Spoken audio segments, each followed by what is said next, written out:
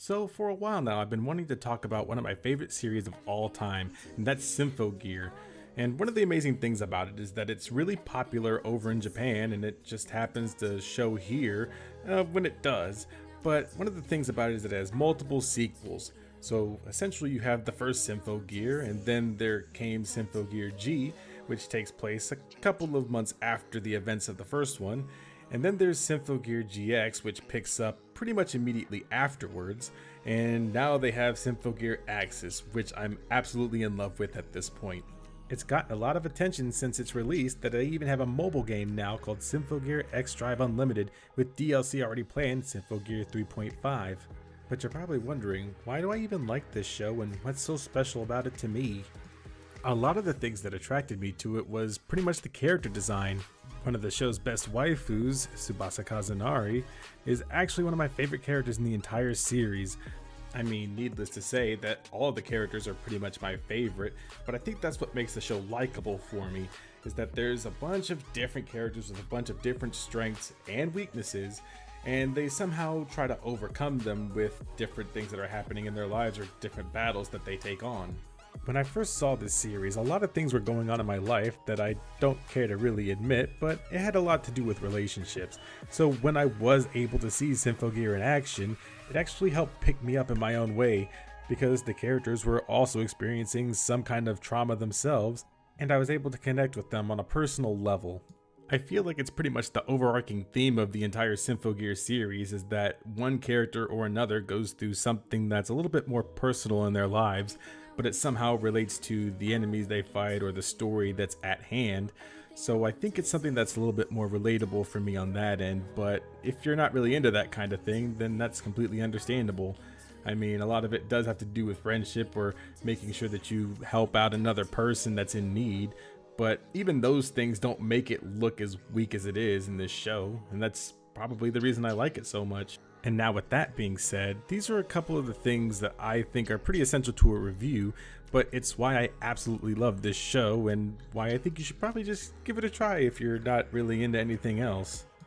So Symphogear follows Hibiki Tachibana after an attack by the Noise, which are the series' main enemies, kind of like Hollows and Bleach, for example, during a concert that's held by Suvai Wing, which consists of Tsubasa Kazunari and Kanade Amo. Hibiki gains the power of Gungnir because of a fragment that was shot into her from Kanade's deteriorating relic, and that's pretty much how they set up the story for the first season of Symphogear. To me, I would probably put Symphogear close to maybe a big movie franchise like the Avengers movies.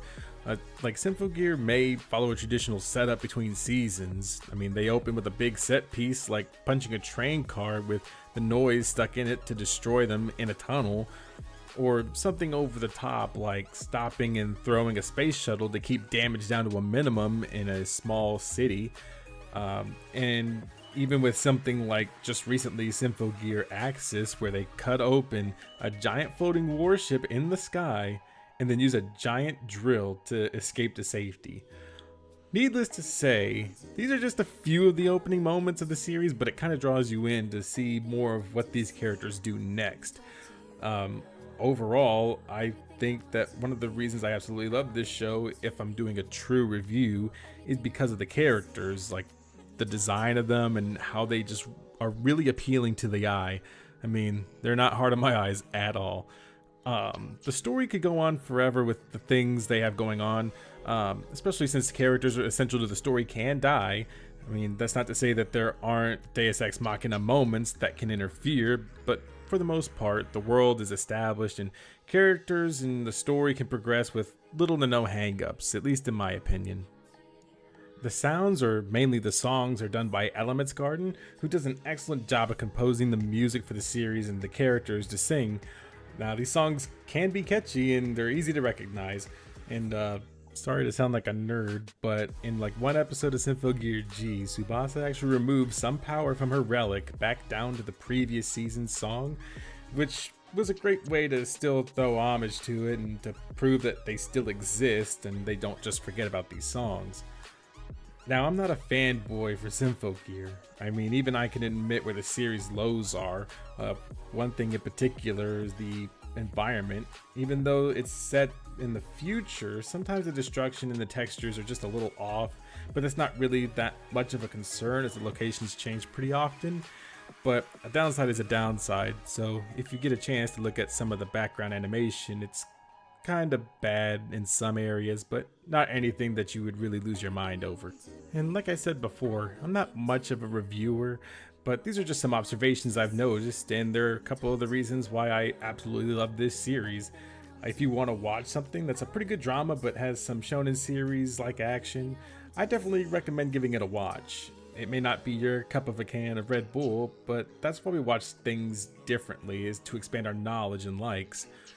And I didn't want to make this a long video because I know you guys are busy with a lot of things to do, but if you did enjoy the video, then feel free to give me a thumbs up, and if you didn't, a thumbs down, and I guess you can write things in the comments and I'll see them, and hopefully I can make a video out of those, like a little mini comments video. But like I said, if you ever want to reach me, Twitter's a fine way to do it. It's at NECRO_13. And if you, for some reason, feel like you want to add me on Steam where we can play games together or we can interact and talk about them, then I'll put my Steam profile in the link below. And again, a huge thank you to Mitsoru on Twitter. You can give her a follow there. And to Eri Kiri on Twitter, where he did the art for Tsubasa Kazunari for me. And that was actually one of my favorite things to do. And also, this song is Your Everything by Darkcat, and you can go ahead and follow him on Twitter and on SoundCloud. But for now, I'll leave you guys with that.